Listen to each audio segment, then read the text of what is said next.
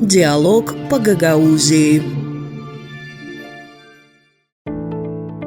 Национальные гагаузские костюмы.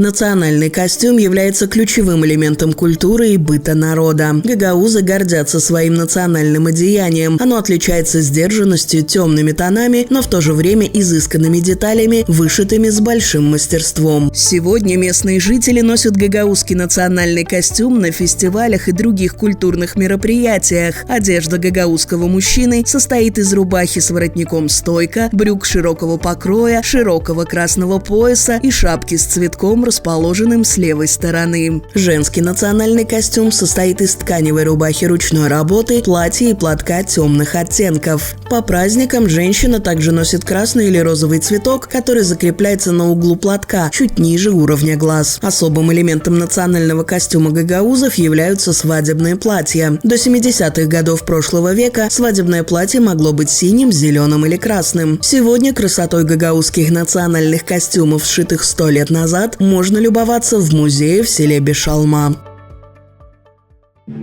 Диалог по Гагаузии.